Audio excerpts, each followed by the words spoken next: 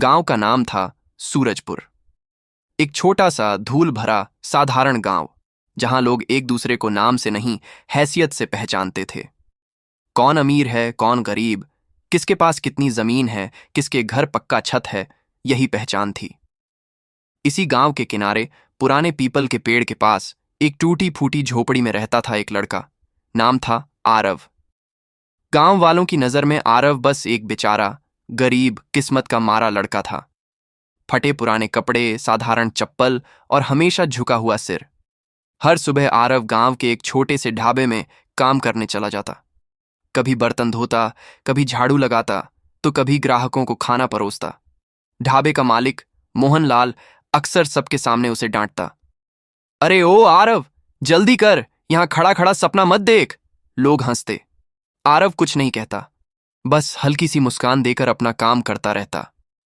लेकिन सच बिल्कुल अलग था। जिस झोपड़ी में आरव रहता था, वहां हर रात जब गांव सो जाता, तभी आरव का असली जीवन शुरू होता। उस झोपड़ी के अंदर एक पुराना सा ट्रंक था। उसी ट्रंक में था एक लैपटॉप, कुछ विदेशी दस्तावेज और कई बैंक अकाउंट्स की डिटेल्स। आरव कोई साधारण लड़का नहीं था। वह था आरव मल्होत्रा, एक ऐसी कंपनी का मालिक जिसके शेयर लंदन, दुबई और सिंगापुर के बाजारों में चलते थे। लेकिन यह बात किसी को नहीं मालूम थी। वजह थी, एक लड़की गांव में रहती थी, एक लड़की, काव्या। सुंदर, चंचल और सपनों से भरी। आरव और काव्या का रिश्ता बचपन से था। दोनों ने साथ में स्कूल देखा, साथ में सपने बुने। काव्या कहा करती थी, आरव, मुझे बड़ा घर चाहिए, शहर चाहिए, गाड़ी चाहिए। आरव बस मुस्कुरा देता, सब मिलेगा काव्या, समय आने पर। काव्या को समय नहीं, पैसा दिखता था। जब कॉलेज खत्म हुआ, आरव ने सब कुछ छोड़ दिया। अपनी कंपनी, अपना शहर, अपना नाम। वह जानबूझकर गरीब बन गया, सिर्फ यह देखने के लिए कि काव्या उसे पैसे के बिना भी अपनाती है या नहीं। और वही हुआ जो अक्सर होता है। एक दिन काव्या ने साफ साफ कह दिया, आरव, मैं तुझसे प्यार करती थी, लेकिन अब नहीं। मेरे सपनों के लिए तू बहुत छोटा है। कुछ ही दिनों बाद वह गांव के ही एक अमीर लड़के विक्रम के साथ रहने लगी। गांव वालों ने कहा, देखा, गरीब का प्यार भी गरीब ही होता है। आरव ने कुछ नहीं कहा, बस चुपचाप सब सह लिया। यहीं से कहानी बदलेगी। जिस ढाबे में आरव काम करता था, वहीं एक दिन काव्या अपने नए बॉयफ्रेंड के साथ खाने आई। आरव ने सिर झुकाकर खाना परोसा। काव्या ने उसे देखा, पहचान लिया और जानबूझकर ऊंची आवाज में बोली, देखो विक्रम, ये है मेरा एक्स, अभी भी बर्तन धो रहा है। हंसी गूंज गई, लेकिन आरव के अंदर कुछ टूट नहीं रहा था, कुछ बन रहा था। उस रात झोपड़ी में बैठा आरव लैपटॉप खोलता है और एक कॉल करता है विदेश में बैठे अपने पार्टनर को। बस इतना कहता है, अब समय आ गया है। उस रात झोपड़ी के अंदर अजीब सी खामोशी थी। पीपल के पत्ते हवा में सरसराते थे, मानो आरव से कुछ कह रहे हों। झोपड़ी की पीली रोशनी में आरव लैपटॉप के सामने बैठा था। आंखों में न गुस्सा था, न आंसू, बस एक ठंडी सी दृढ़ता। स्क्रीन पर वीडियो कॉल कनेक्ट हुई। उधर था रोहन सिंघानिया, आरव की मल्टीनेशनल कंपनी का सीईओ, जो दुनिया के सामने मालिक था और असली मालिक कैमरे के इस तरफ बैठा था। रोहन ने कहा, सर, आप इतने सालों से गायब हैं, बोर्ड पूछ रहा है, अब आगे क्या? आरव ने शांत आवाज में कहा, अब वापस आने का समय है, लेकिन अपने तरीके से। रोहन चौंक गया, क्या आप इंडिया आ रहे हैं? आरव मुस्कुराया, मैं इंडिया में ही हूं, बस अब सबको दिखेगा। कॉल कट हुई। आरव ने लैपटॉप बंद किया और बाहर निकलकर आसमान की तरफ देखा। वही आसमान जिसे उसने काव्या के साथ सपनों में देखा था। अगली सुबह वही ढाबा, वही ताने। सुबह होते ही आरव फिर ढाबे पर था। मोहनलाल चिल्लाया, अरे ओ, रात भर सोया क्या? ग्राहक आने वाले हैं। आरव चुप रहा। उसने झाड़ू उठाई और काम में लग गया। लेकिन आज उसके अंदर कुछ बदला हुआ था। अब हर ताना उसे कमजोर नहीं कर रहा था, वो उसे तैयार कर रहा था। उसी ढाबे में गांव के कुछ लोग बैठे थे। एक बोला, सुना है विक्रम ने काव्या को शहर ले जाने का प्लान बना लिया। दूसरा हंसते हुए बोला, और ये आरव जिंदगी भर यहीं बर्तन धोएगा। सब हंसे। आरव ने पहली बार मन ही मन कहा, हंस लो, अभी वक्त तुम्हारा है। काव्या का घमंड। दोपहर में काव्या फिर आई। इस बार अकेली थी।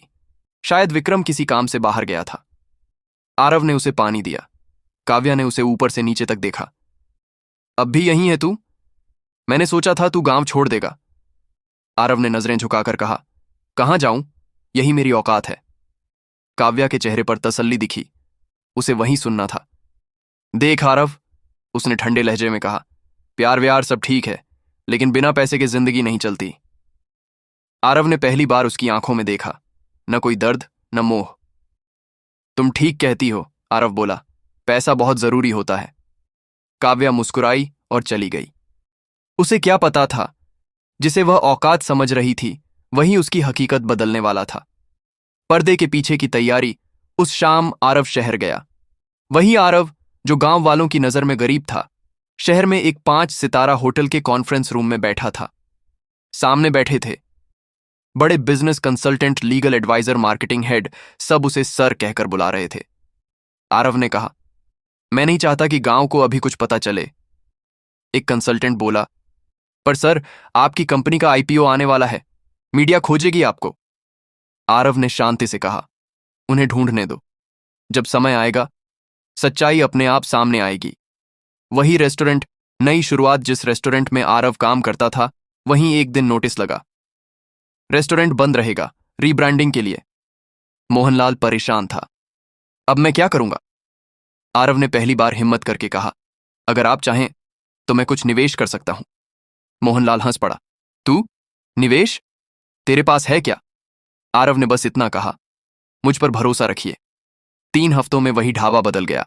नया नाम, नया इंटीरियर, नई टीम, और मालिक के नाम पर लिखा था साइलेंट पार्टनर्स पिवट लिटिटाट।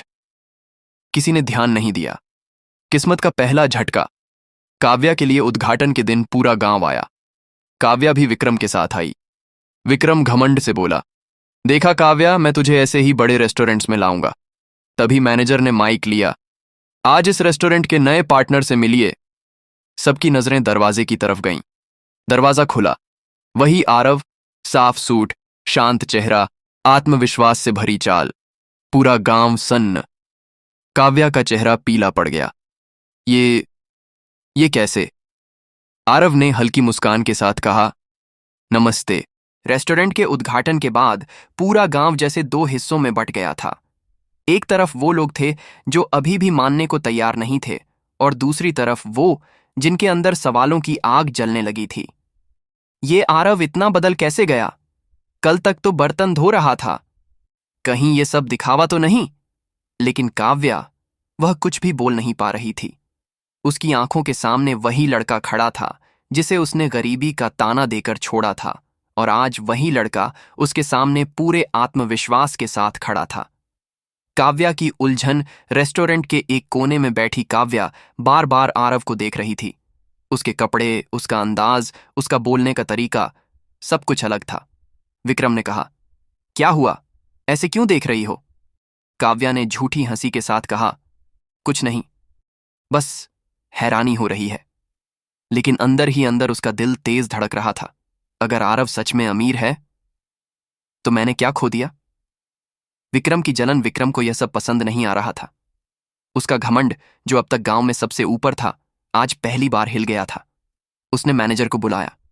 ये आरव कौन है? इतना पैसा कहां से आया इसके पास? मैनेजर ने आदर से कहा, सर, वो हमारे साइलेंट पार्टनर हैं। साइलेंट? विक्रम ने दांत पीसते हुए कहा। उसकी आंखों में जलन साफ दिख रही थी। उसी रात सच्चाई का छोटा सा हिस्सा। रात को काव्या चुपचाप आरव के पीछे पीछे बाहर आई। आरव पार्किंग में अपनी साधारण सी बाइक निकाल रहा था। काव्या ने आवाज दी, आरव। आरव रुका, धीरे से पलटा। हां? काव्या कुछ पल चुप रही, फिर बोली, तू ये सब कब से? आरव ने मुस्कुराकर कहा, क्या फर्क पड़ता है? पड़ता है। काव्या की आवाज कांप गई। अगर तू पहले ऐसा होता तो? आरव ने बीच में ही रोक दिया। तो तुम नहीं छोड़ती? काव्या चुप हो गई। आरव ने शांत स्वर में कहा, काव्या, मैंने खुद को गरीब बनाया था, सिर्फ यह जानने के लिए कि तुम मुझे किस लिए चाहती हो। काव्या के पैरों तले जमीन खिसक गई। तो तू शुरू से? हां, आरव बोला, पर अब वो सब बीत चुका है। और बिना पीछे देखे वह चला गया। गांव में फैलती खबर, अगले ही दिन गांव में बातें उड़ने लगीं। आरव शहर की बड़ी कंपनी से जुड़ा है, सुना है उसके विदेशी कनेक्शन हैं। अरे वो तो मालिक है, मालिक। जो लोग कल तक उसे गरीब कहते थे, आज वही लोग उसके नाम के आगे जी लगाने लगे। मोहनलाल खुद आरव के पास आया। बेटा, मुझे माफ कर दे, मैंने तुझे बहुत डांटा। आरव ने सिर झुकाकर कहा, कोई बात नहीं काका, आपने मुझे काम दिया, वही बहुत है।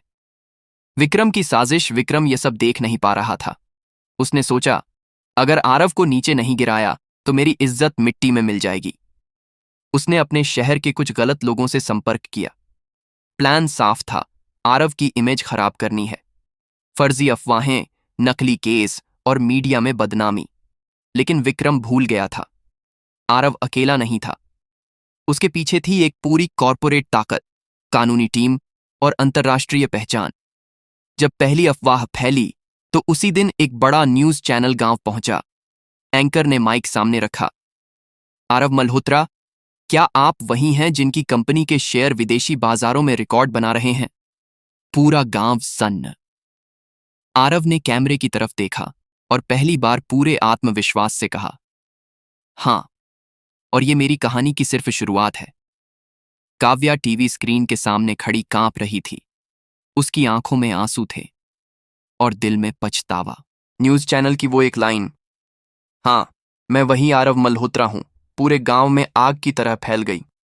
जो लोग कल तक आरव को बेचारा कहते थे, आज वही लोग टीवी के सामने खड़े होकर कह रहे थे, अरे ये तो बहुत बड़ा आदमी निकला, हमसे छुपाकर रखा इसने सब। सच्चा हीरा तो कीचड़ में पड़ा था। आरव को ये बातें सुनकर न खुशी हुई न घमंड। उसे पता था अब असली परीक्षा शुरू होगी। विक्रम का आखिरी दांव। विक्रम बौखला चुका था। उसका नाम, उसकी इज्जत, उसका रुतबा, सब कुछ आरव की एक पहचान से हिल गया था। उसने सोचा, अगर सीधे नहीं गिरा सकता तो बदनाम करके गिराऊंगा। अगले ही दिन आरव पर आरोप लगा। टैक्स चोरी, धोखाधड़ी, नकली कंपनी। सोशल मीडिया पर हेडलाइंस चमकने लगीं। काव्या घबरा गई। विक्रम, ये सब क्या है? विक्रम ने झूठी चिंता दिखाते हुए कहा, देखा, पैसे वाला आदमी हो तो जरूरी नहीं अच्छा भी हो। लेकिन काव्या का दिल मानने को तैयार नहीं था। आरव का जवाब, शांति से, सबूत के साथ। 3 दिन बाद एक प्रेस कॉन्फ्रेंस हुई। बड़ा होटल, बड़ा मंच और सामने देश विदेश के पत्रकार। आरव स्टेज पर आया, उसके साथ उसकी लीगल टीम और बड़ी बड़ी कंपनियों के डायरेक्टर्स। आरव ने सिर्फ इतना कहा, सच को ज्यादा बोलने की जरूरत नहीं होती, सबूत काफी होते हैं। स्क्रीन पर एक एक करके दस्तावेज दिखे। International audit report, tax clearance, विदेशी सरकारों की मान्यता। हर आरोप झूठा साबित हुआ और आखिर में विक्रम का नाम सामने आया। पूरे हॉल में सन्नाटा। विक्रम का पतन। विक्रम को पुलिस ले गई। उसका घमंड, उसका पैसा, उसका दिखावा, सब वहीं गिर पड़ा। काव्या रोती हुई आरव के पास आई। मुझसे बहुत बड़ी गलती हो गई आरव। आरव ने उसकी तरफ देखा। वही आंखें, पर अब वही जगह नहीं। गलती तब होती है जब इंसान सच न समझे। तुमने सच देखा ही नहीं, सिर्फ पैसा देखा। काव्या चुप हो गई। गांव का बदला हुआ चेहरा। आरव ने गांव के लिए स्कूल बनवाया, अस्पताल खुलवाया, युवाओं को नौकरी दी। वही गांव जो उसे ताना देता था, आज उस पर गर्व कर रहा था। मोहनलाल की आंखों में आंसू थे। बेटा, तू सच में बड़ा आदमी है। आरव मुस्कुराया। काका, बड़ा आदमी वो नहीं होता जिसके पास पैसा हो, बड़ा वो होता है जो बिना बदले इंसान बना रहे। विक्रम की गिरफ्तारी के बाद सब कुछ बदल चुका था। गांव में अब आरव का नाम सम्मान से लिया जाता था, लेकिन आरव का मन अब भी कहीं और था। वह जान चुका था कि जिस प्यार में इज्जत नहीं, वह साथ भी नहीं निभा सकता। International meeting. 1 हफ्ते बाद आरव को दुबई जाना था। वहां उसकी कंपनी की सबसे बड़ी डील होने वाली थी। कॉन्फ्रेंस हॉल में दुनिया भर के बिजनेस टाइकून बैठे थे। जब आरव स्टेज पर पहुंचा, पूरा हॉल खड़ा हो गया। उसी मीटिंग में उसकी मुलाकात हुई एक लड़की से, मीरा खान। मीरा सिर्फ खूबसूरत नहीं थी, वह तेज दिमाग वाली, आत्मनिर्भर और साफ सोच रखने वाली लड़की थी। मीरा ने सीधे कहा, मैंने आपकी कहानी सुनी है। आपने खुद को छुपाया, लेकिन अपनी सोच को नहीं।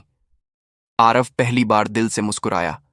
बिना शर्त सम्मान मीरा को आरव के पैसे से नहीं, उसके संघर्ष से फर्क पड़ा था। एक दिन मीरा ने पूछा, अगर आपके पास ये सब न होता तब भी आप वही इंसान रहते? आरव बोला, हां, क्योंकि पैसा मेरी पहचान नहीं, मेरा साधन है। मीरा ने सिर हिलाया। यही जवाब मुझे चाहिए था। काव्या की आखिरी कोशिश उधर काव्या की जिंदगी टूट चुकी थी।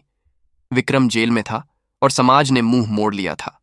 एक दिन वह शहर पहुंची और आरव के ऑफिस के बाहर खड़ी रही। जब आरव बाहर आया, काव्या रो पड़ी। आरव, क्या हम फिर से? आरव ने शांत स्वर में कहा, काव्या, कुछ रिश्ते लौटने के लिए नहीं होते, वे सिर्फ सिखाने आते हैं।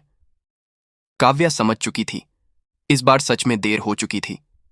नई शुरुआत। कुछ महीनों बाद गांव में एक बड़ा समारोह हुआ। आरव ने घोषणा की, इस गांव से हर साल 10 बच्चों को विदेश में पढ़ने भेजा जाएगा। पूरा गांव तालियों से गूंज उठा। मीरा आरव के पास खड़ी थी, सरल कपड़े, बिना दिखावे। मीरा ने धीरे से कहा, आज तुम सच में अमीर लग रहे हो। आरव ने पूछा, क्यों? मीरा मुस्कुराई, क्योंकि आज तुम्हारे पास पैसा नहीं, लोग हैं। अंत नहीं, एक नई शुरुआत। पीपल के उसी पेड़ के नीचे आरव और मीरा खड़े थे। आरव ने कहा, मैं गरीब बनकर हारा नहीं था, मैं अमीर बनकर जीता नहीं था। असली जीत तब हुई जब मैंने खुद को पहचाना। मीरा ने उसका हाथ थाम लिया और दूर कहीं वही गांव जो कभी उसे गरीब समझता था, आज उस पर गर्व करता था। पीपल के पेड़ के नीचे खड़े आरव और मीरा के बीच कुछ पल की खामोशी थी। हवा हल्की हल्की चल रही थी, जैसे बीते कल की सारी तकलीफें अपने साथ उड़ा ले जाना चाहती हो। मीरा ने धीरे से कहा, तुम्हारी जिंदगी किसी कहानी से कम नहीं है आरव। आरव हल्का सा मुस्कुराया। कहानी अभी पूरी कहां हुई है मीरा, असली सफर तो अब शुरू हुआ है। गांव में नई हलचल। अगली सुबह पूरे गांव में हलचल थी। पहली बार लोग आरव को देखने नहीं, उससे मिलने आ रहे थे। कोई अपने बेटे की नौकरी के लिए, कोई बेटी की पढ़ाई के लिए, तो कोई सिर्फ एक माफी के लिए।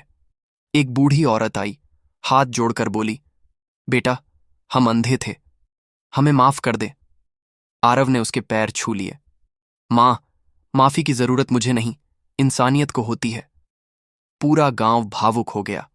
कंपनी का बड़ा फैसला। उसी दिन आरव ने अपनी टीम के साथ मीटिंग बुलाई। उसने साफ शब्दों में कहा, अब मेरी कंपनी सिर्फ मुनाफे के लिए नहीं चलेगी, अब इसका मकसद होगा लोगों की जिंदगी बदलना। फैसला हुआ, गांव में ट्रेनिंग सेंटर खुलेगा, युवाओं को फ्री स्किल एजुकेशन मिलेगी, लड़कियों के लिए स्पेशल स्कॉलरशिप होगी। मीरा चुपचाप सब सुन रही थी। उसकी आंखों में गर्व था। काव्या की आखिरी सच्चाई। दूर शहर में काव्या एक छोटे से कमरे में अकेली बैठी थी। आईने में खुद को देखकर पहली बार उसने सच स्वीकार किया, मैंने प्यार नहीं खोया, मैंने इंसान खोया। वह जान चुकी थी, पैसा कभी रिश्ते नहीं खरीद सकता।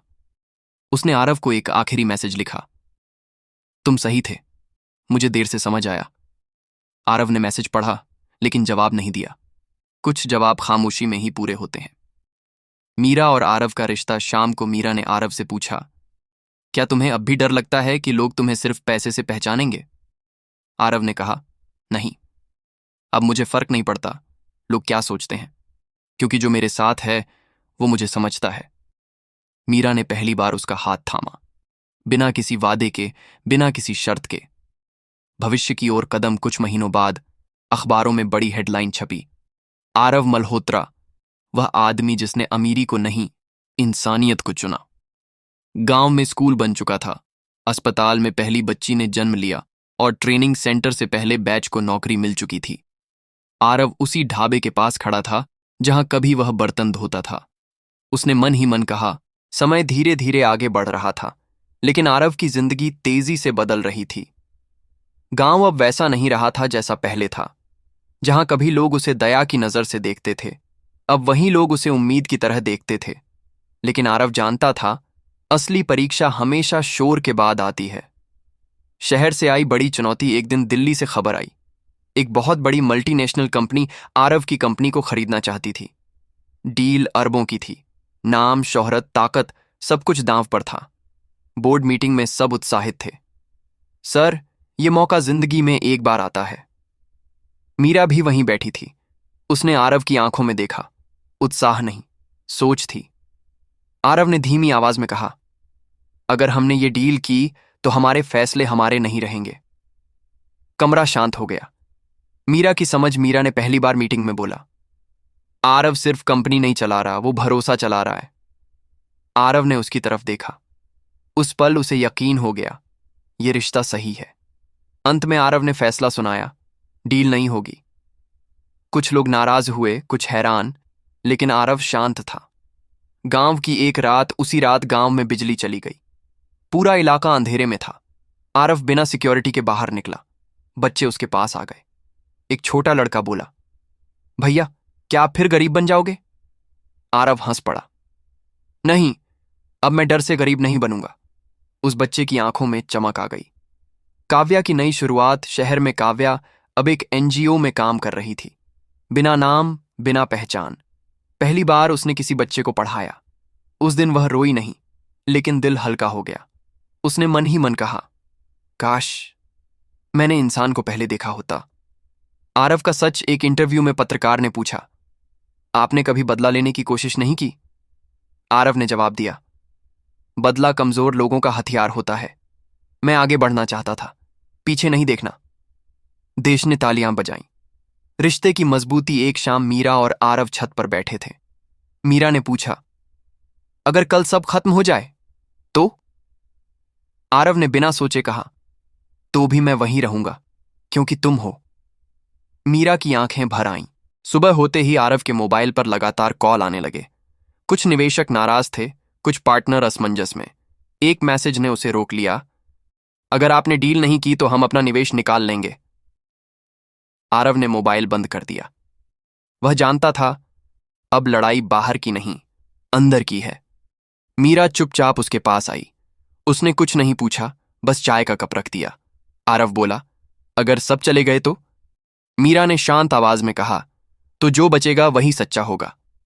आरव ने पहली बार गहरी सांस ली। शहर में तूफान। 3 दिन के अंदर खबर फैल गई, आरव की कंपनी संकट में है। स्टॉक गिरने लगे। मीडिया ने सवाल उठाए, क्या आरव का भावुक फैसला कंपनी को डुबो देगा? वही मीडिया जो कल तक उसकी तारीफ कर रहा था। आरव ने कोई बयान नहीं दिया। वह जानता था, वक्त को बोलने दो। गांव की मिट्टी फिर काम आई। आरव गांव लौटा। वही कच्ची सड़क, वही लोग, लेकिन इस बार लोगों की आंखों में डर था। एक किसान बोला, बेटा अगर कंपनी डूब गई तो हमारे बच्चों का क्या होगा? आरव ने सबको पंचायत भवन में इकट्ठा किया। उसने कहा, अगर सब कुछ चला भी गया तो भी मैं कहीं नहीं जाऊंगा। ये गांव मेरी जिम्मेदारी है। उस दिन लोगों ने पहली बार किसी अमीर को वादा नहीं, भरोसा करते देखा। धोखे का सच। उसी रात रोहन, कंपनी का सीईओ का कॉल आया। उसकी आवाज कांप रही थी, सर हमारे अंदर ही कोई है जो डेटा लीक कर रहा है। आरव की आंखें सख्त हो गईं। जांच शुरू हुई और सच सामने आया। वही निवेशक जो डील करवाना चाहता था, पीछे से कंपनी तोड़ने की कोशिश कर रहा था। आरव मुस्कुराया नहीं।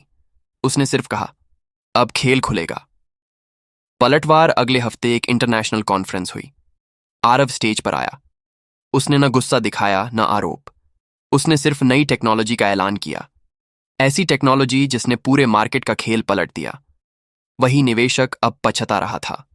स्टॉक्स उछले, कंपनी और मजबूत हो गई।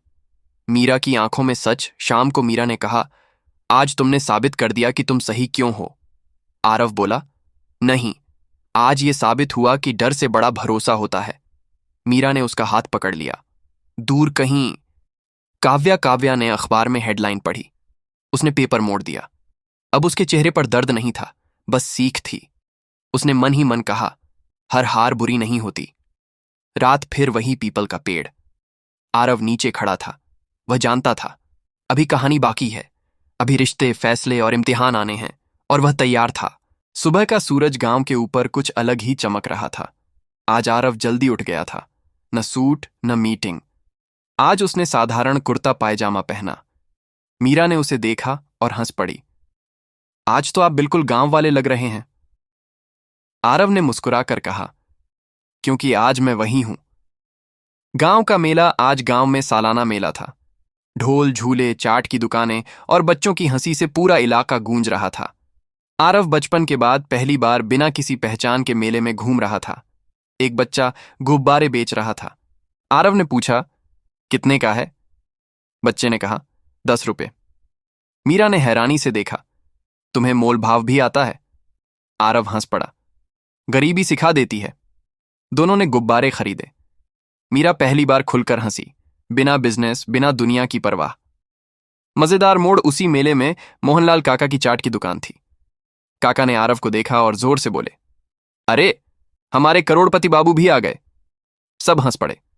आरव ने भी हाथ जोड़कर कहा, काका, आज उधार में खिला दो। भीड़ ठहाके मारकर हंस पड़ी। किसी ने कहा, ऐसा अमीर हमने नहीं देखा। मीरा ने धीरे से कहा, शायद इसलिए लोग तुम्हें याद रखते हैं। किस्मत का खेल तभी मंच से आवाज आई, मेले की लकी ड्रॉ प्रतियोगिता शुरू होने वाली है। आरव ने मजाक में मीरा को टिकट पकड़ा दिया। तुम भरो, मेरी किस्मत वैसे भी बहुत चल चुकी है। ड्रॉ निकला। आवाज आई, विजेता हैं मीरा खान। इनाम था गांव के स्कूल का नामकरण करने का अधिकार। सब चुप। मीरा ने माइक पकड़ा, मैं चाहती हूं इस स्कूल का नाम हो आशा विद्यालय। तालियां गूंज उठीं। मीरा ने आरव की तरफ देखा, क्योंकि उम्मीद ही सबसे बड़ी दौलत है। आरव की आंखें नम हो गईं। शाम की सच्चाई। शाम को दोनों नदी किनारे बैठे। मीरा ने पूछा, अगर तुम सच में कभी गरीब न बने होते तो क्या आज ऐसे होते? आरव ने पत्थर पानी में फेंका, नहीं, तब शायद मैं अमीर होता, लेकिन खाली।